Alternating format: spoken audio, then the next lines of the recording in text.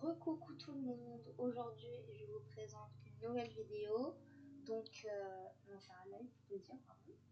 Donc on va continuer les probabilités qui est écrit bien en gros là, probabilité. Donc là on va commencer avec la notion d'événement. Un événement est constitué par certaines issues d'une expérience aléatoire. On dit que chacune de ces issues réalise l'événement. On tourne la roue de loterie équilibrée et on relève le numéro du secteur qui s'arrête en face du repère.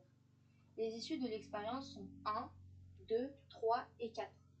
L'événement, le nombre obtenu est pair, est réalisé par les issues 2 et 4. Donc déjà, c'est un niveau de 5e, 4e environ. Là, c'est plus 4e. C'est pas pour les 6e, mais s'ils veulent comprendre les 6e, voilà. Donc là, c'est la probabilité d'un événement. La probabilité d'un événement est la somme des probabilités des issues qui réalisent cet événement. C'est un nombre compris entre 0 et 1. On tourne une roue équilibrée et on lit le numéro en face du repère. Donc la probabilité de chaque issue, c'est 3 sur 4 pour 1, puisqu'en fait il y avait un schéma, mais je ne l'ai pas mis puisque je ne pouvais pas le mettre. Donc en fait il y avait 3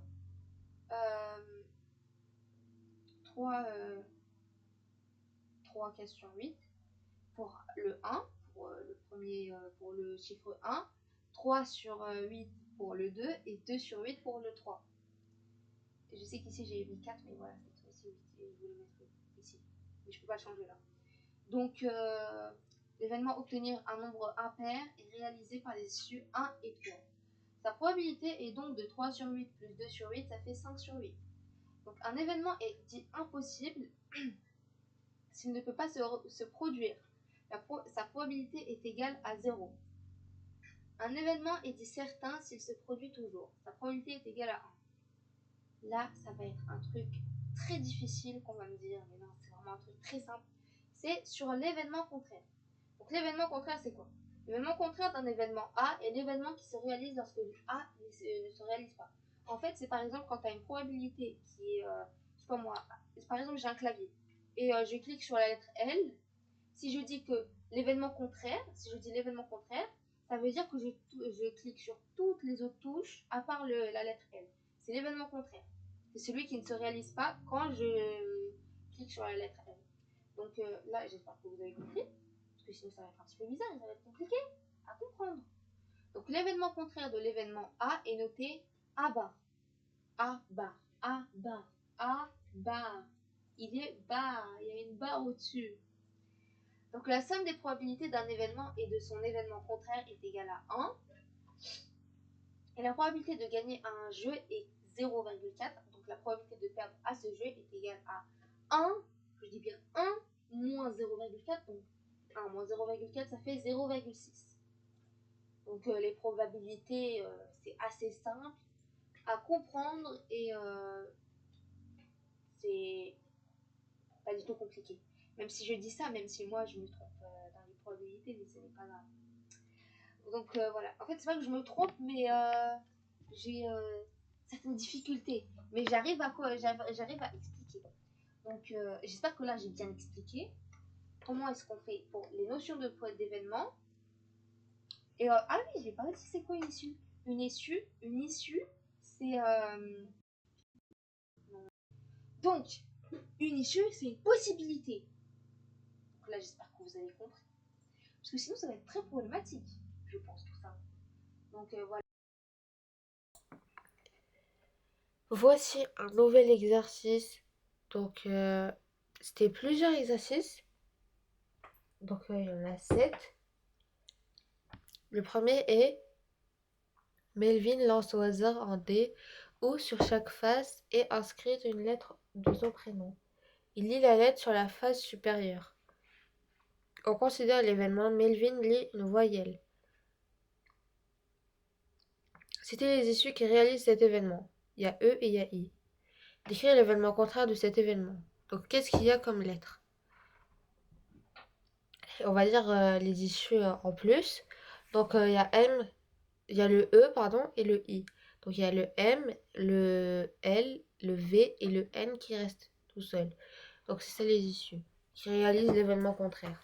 L'événement contraire, c'est l'événement Melvin lit une consonne. Après l'exercice 2, j'ai mis l'exercice 3 en même temps parce qu'en fait l'exercice 2 tout seul c'est trop court. On doit calculer la probabilité de l'événement contraire de l'événement dont la probabilité P est donnée. Donc le AP est égal à 0,2, c'est 1 moins 0,2, ça fait 0,8. C'est ça l'événement contraire. Après 2 sur 3, il reste 3 sur 3 moins 2 sur 1, ça fait 2 sur 3, pardon, ça fait 1 sur 3. Aurore lance un dé équilibré à 6 faces, numéroté de 1 à 6. On note le numéro sur la face supérieure. On considère l'événement, le nombre sorti est supérieur ou égal à 2. Quel est l'événement contraire? Quelle est sa probabilité?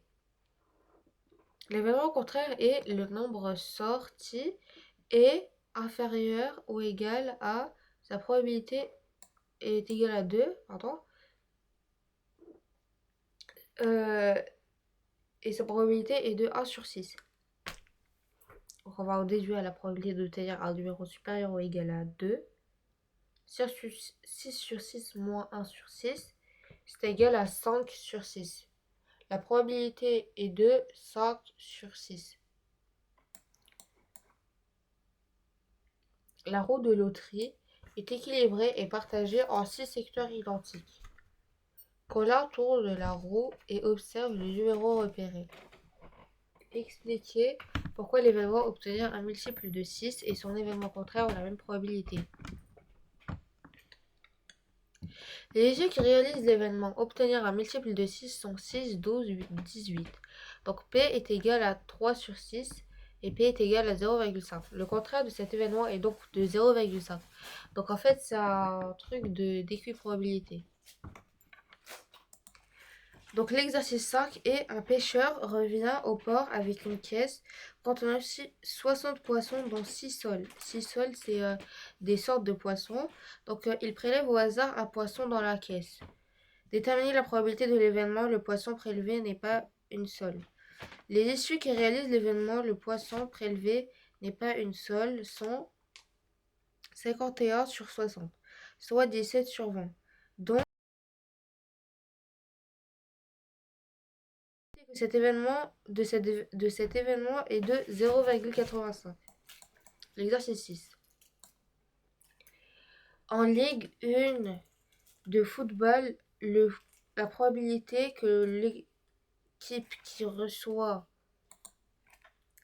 En Ligue 1 de football, la probabilité que l'équipe qui reçoit gagne le match est 0,48 et la probabilité qu'il y ait un match nul est de 0,31. Et la probabilité que l'équipe qui reçoit ne perde pas le match et perde le match.